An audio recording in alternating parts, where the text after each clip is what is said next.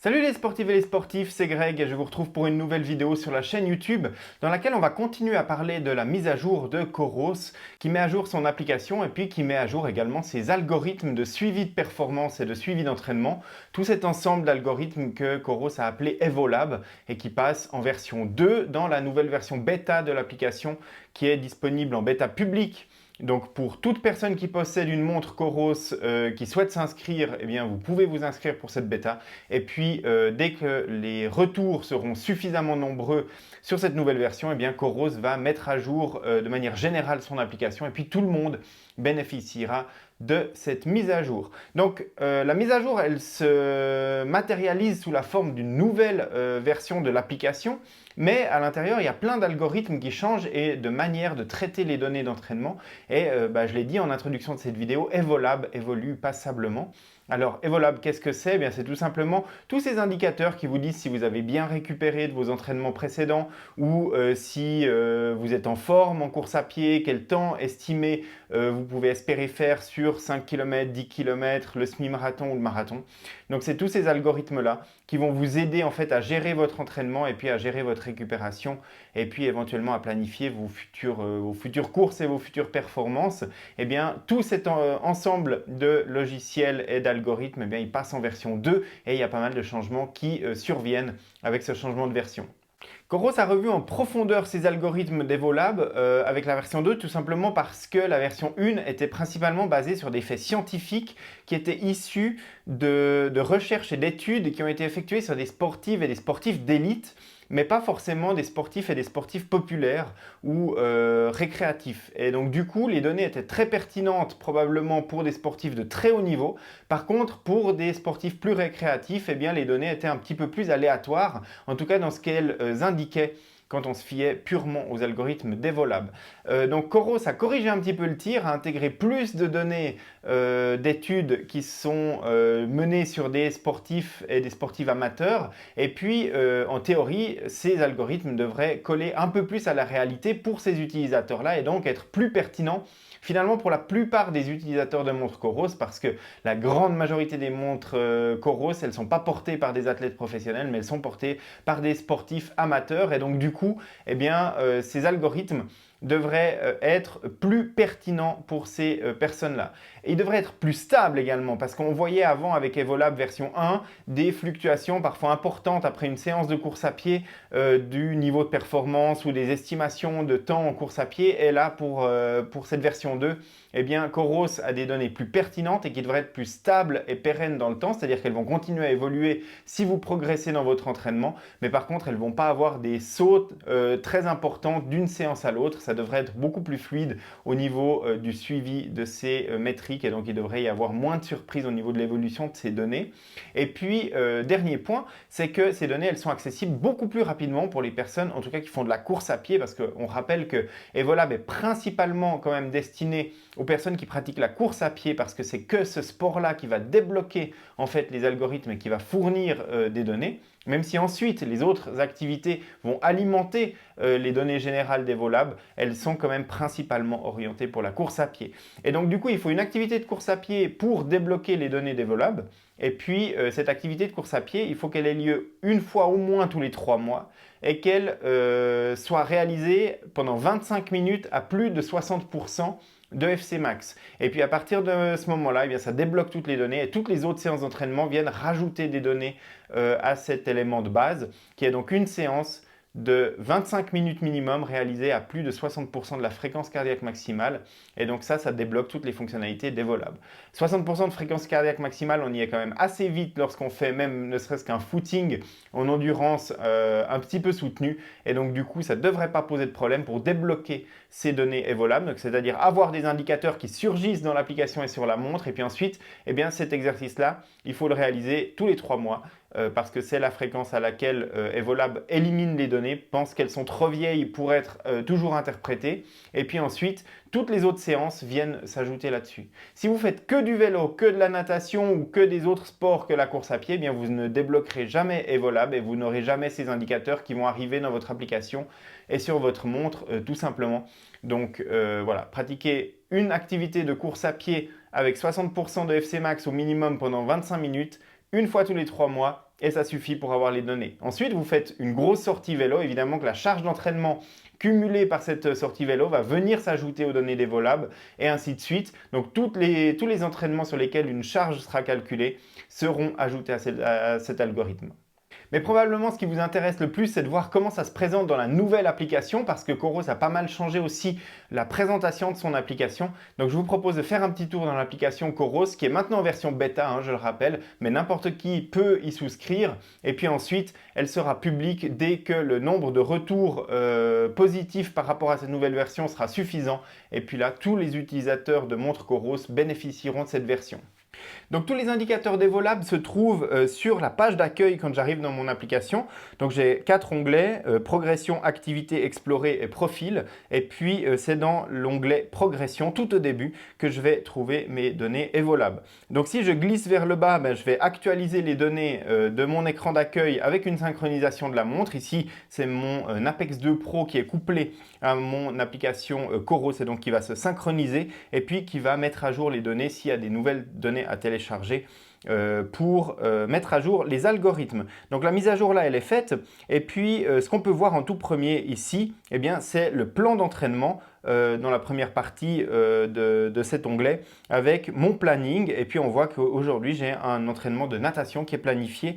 Et puis on voit des petits points pour les jours où il y a eu des séances d'entraînement qui ont été réalisées ou pour lesquelles il y a des séances qui sont planifiées. Donc là, on a un overview du plan d'entraînement. Et puis si je le déroule, on voit qu'aujourd'hui, j'avais une autre activité de planifier. C'était une course à pied qui était également planifiée aujourd'hui. Bien évidemment, si j'ai déjà réalisé des activités dans la journée, on les verra sur cet écran-là et elles s'afficheront ici.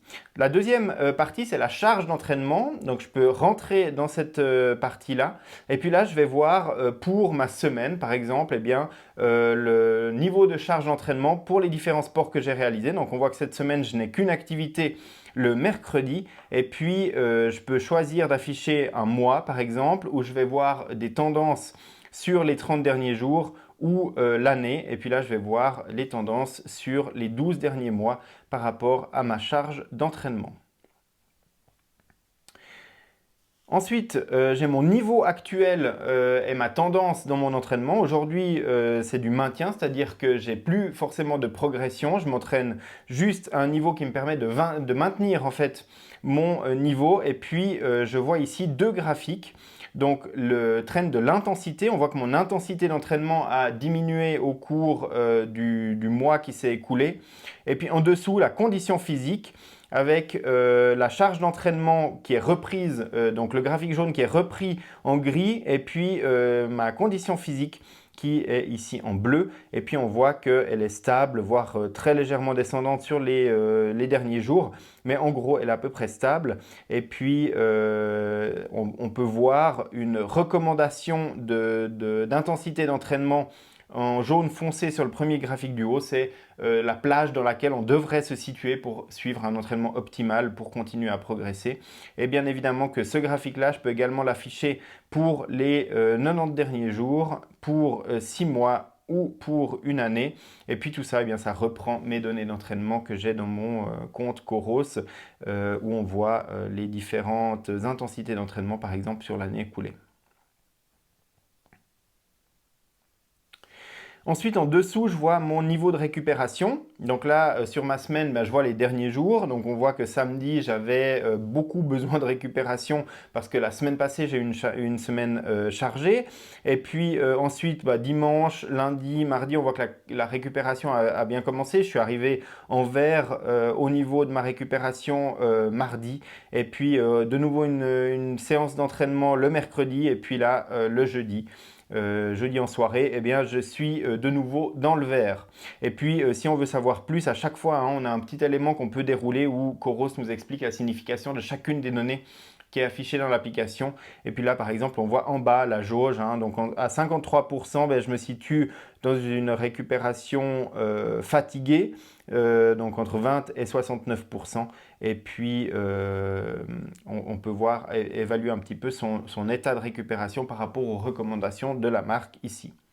Ensuite, j'ai le niveau de course. Donc là, je vais voir mes différentes qualités dans différents domaines de la course à pied, dans l'endurance, dans le seuil, dans la vitesse et dans le sprint.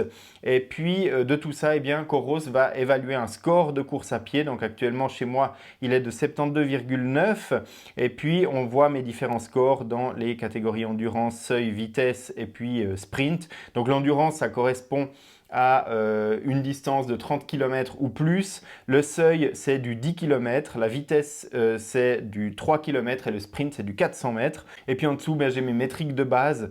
L'évaluation de VO2 max qui est de 48. Au cours des 3 derniers mois, je n'ai pas réalisé d'entraînement très intensif en course à pied avec des sprints ou du seuil, ce qui explique pour laquelle la VO2 max ici est très légèrement sous-évaluée. L'allure au seuil probablement également, et puis la fréquence cardiaque au seuil probablement aussi, même si elle est quand même assez correcte. Et puis du coup, j'ai des estimations de temps sur le prédicteur de course en dessous qui, à mon avis, ne reflète pas tout à fait la réalité en ce moment. Mais c'est vrai que mon entraînement intensif en course à pied n'a pas vraiment commencé. Donc voilà pourquoi ces données ne sont pas encore actualisées. Évidemment que quand je vais commencer avec ça, eh bien, je verrai les résultats dans Evolab et puis je n'hésiterai pas à partager sur les réseaux sociaux l'évolution des indicateurs qui sont fournis à ce niveau-là. Et puis en dessous, ici, eh bien, j'ai les différentes données enregistrées par la montre de l'activité quotidienne, la fréquence cardiaque en continu dans la journée, les données de sommeil de la dernière nuit, et puis éventuellement la masse corporelle, et puis la heatmap de musculation. Et puis toute cette page d'accueil ici qui est configurée par défaut, eh bien, je peux la personnaliser. Et puis on voit que ici, je peux supprimer ou ajouter des éléments si je veux enlever le calendrier ou le rajouter. Et puis pareil avec la charge d'entraînement ou avec le niveau d'entraînement, etc. Donc je peux choisir les éléments que je veux afficher sur cette page d'accueil et puis ensuite je termine. Et puis évidemment que par rapport aux données qui sont dans l'application, je les retrouve, en tout cas pour certaines, dans les widgets de la montre. Et puis là, eh bien, on peut voir par exemple quand je passe sur le widget, si je prends par exemple ici le widget de performance niveau de course à pied, eh bien j'ai les mêmes données heureusement entre ma course à pied sur ma montre et puis sur mon application Coros. Pareil, si je viens dans ma charge d'entraînement ici, donc 142 des deux côtés, et puis mon niveau d'entraînement ici également maintient, j'ai la même indication dans chacune, et puis si je viens à l'intérieur, eh bien je vois que mon graphique eh bien, correspond aux données que je trouve ici dans ma montre et ici en haut des graphiques. Donc j'ai un aperçu des données Evolab qui est également disponible directement sur ma montre dans les widgets. Donc je peux voir l'évolution en temps réel juste après une séance d'entraînement ou jeter un coup d'œil rapide sans avoir à ouvrir mon application mobile. Donc voilà pour ce qui concerne les nouveautés de Evolab 2.0 dans la nouvelle application Coros. Je vous rappelle qu'elle est en bêta actuellement, elle sera bientôt en version publique. Vous pouvez vous inscrire pour tester cette nouvelle version si vous possédez une montre Coros et donc un compte dans l'application. Et puis cette application elle amène aussi d'autres nouveautés, notamment par rapport à la gestion des cartes sur les montres de Coros récentes et puis sur la gestion de la définition d'itinéraire qu'on retrouve dans cette application. J'ai déjà publié 2 vidéos par rapport à ces 2 nouveautés. Vous les retrouvez évidemment sur la chaîne YouTube de nakan.ch et puis le détail se trouve dans les différents articles qui ont été publiés sur le site nakan.ch. Donc voilà, n'hésitez pas à aller les consulter pour aller plus loin dans les informations liées à Evolab, au planificateur d'itinéraire et puis à la gestion des cartes sur ces montres Coros. Voilà, j'espère que cette vidéo vous aura été utile. Si c'est le cas, n'hésitez pas à vous abonner à la chaîne et puis à liker cette vidéo. Comme ça, d'une part, vous ne manquerez aucune des prochaines que je vais publier et puis d'autre part, ça me permet bien, de faire connaître la chaîne et puis de la faire grandir un petit peu. Donc voilà. Et puis, moi, je vous retrouve très bientôt sur la chaîne YouTube de nakan.ch, sur le site et les réseaux sociaux pour l'actualité du sport connecté. Je vous dis à très bientôt pour de futures nouveautés.